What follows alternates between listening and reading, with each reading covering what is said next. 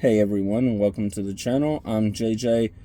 So today I'm going to talk about the Will Muschamp hire for the Texas Longhorns and the Archie Manning taking a little bit of a, you could say, pay cut, but NLI money cut to allow Texas to get better offensive linemen.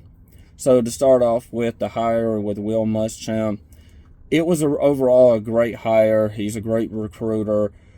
He's a great coach. In fact, if Sarkisian does get fired mid-season because of a poor performance, he could step in as an interim coach and even take over the team technically and be a really good hire. But looking at it, if I was to hire him, I would have probably put him in a different role because you did not really have a problem on defense. 13th in the nation, why fit something that's not broken? If Will Muschamp cannot deliver a better defense than 13th in the nation in the coming season with a tough schedule, it's going to be considered a bad hire. Then Will Muschamp will probably be on the hot seat immediately because of it. I don't think that you need to try to go fix what's not broken instead of fix what is not right. What's not right is the highest paid quarterback, the highest NLI deal quarterback player in all of college football, with approximately 6.8 million, maybe some estimates are above 7 million. It was not really executing properly. But why? Part of the problem, at least a large part of the problem, was the offensive line. Could not protect Archie Manning on a consistent basis, especially against your better teams with better front sevens.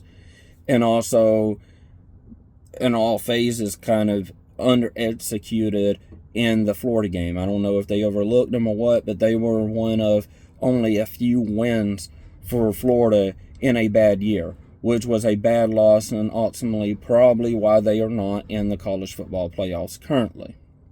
So, what do you need to fix? The offensive line. Hire a new offensive coordinator, an offensive line coach. Go out, pay big money to do that.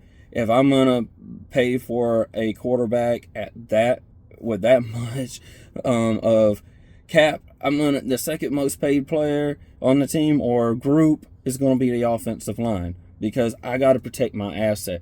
The guy that I believe can lead the team somewhere is going to need a good offensive line to protect him. And also, you need a good offensive line to open up the running lanes. That way you can become a two-dimensional team, not a one-dimensional team. So regardless, it always starts up front. Your front group, those offensive tackles, guards, center, they're going to be your key assets offensively. A lot of people get hype as far as receivers and running backs and quarterbacks. A lot of times, those guys that help him, the big guys up front, are the ones that actually lead the way. Without them, you're not going to have running lane. You're not going to have time to pass or pass effectively. So you're not going to have a good offense.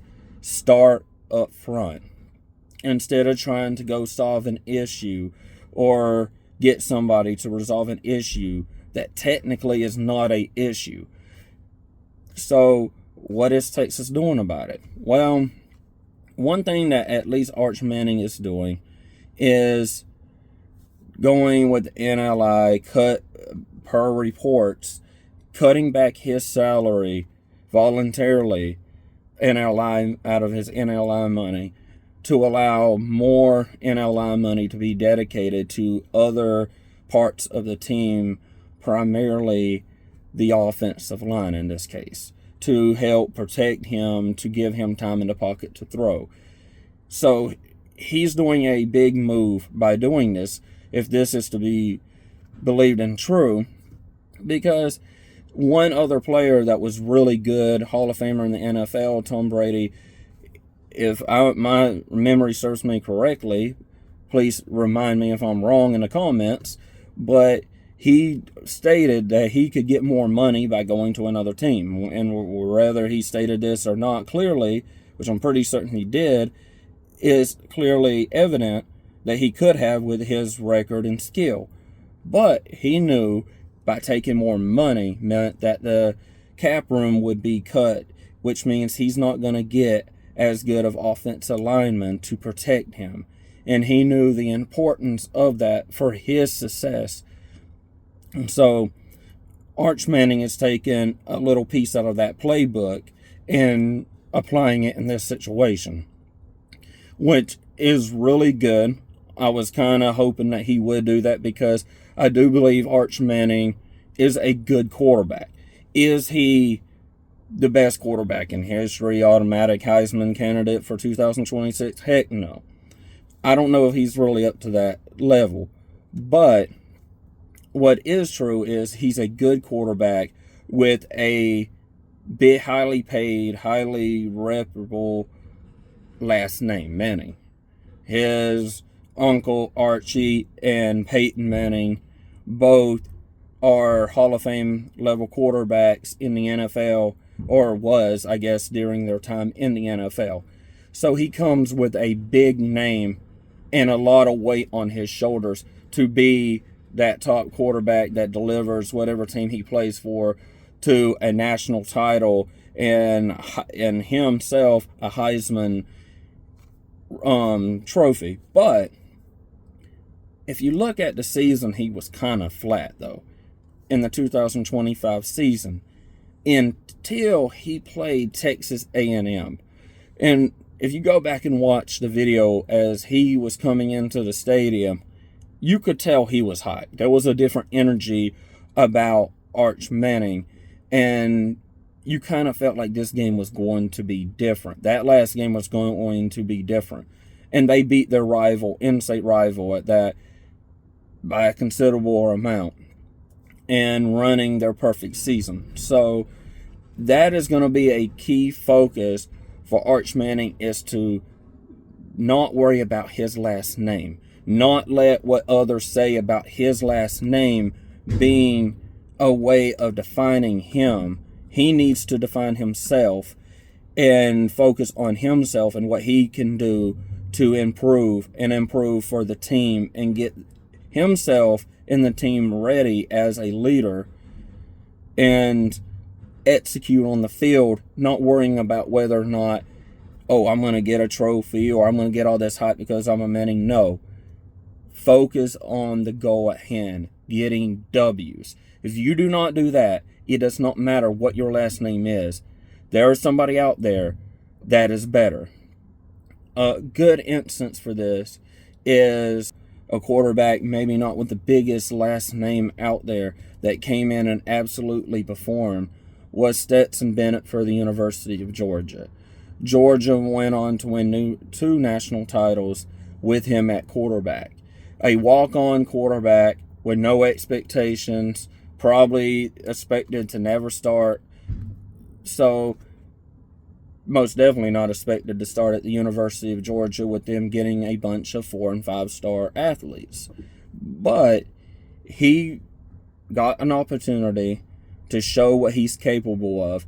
And when he got out on the field, he let that do the talking for him. And he didn't say, oh, I got a last name, because I don't really think he had like a bunch of uncles or family members that was in the NFL previously.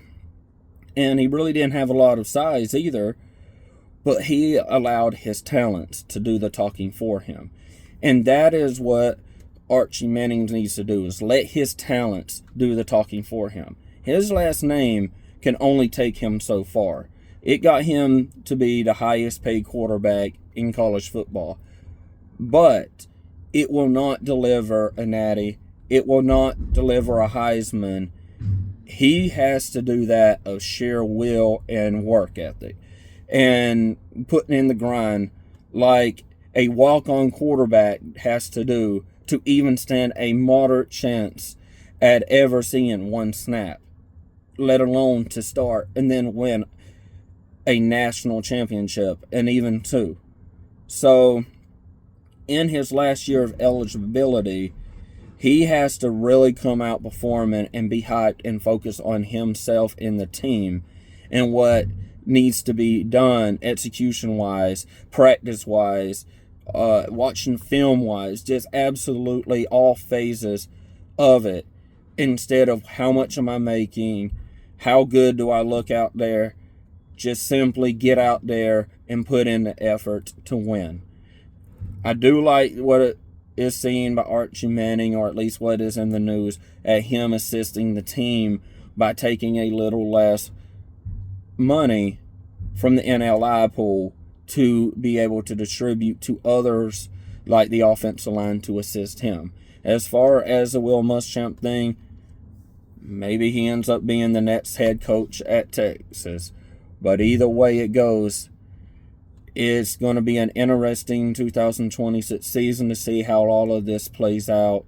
Until next time,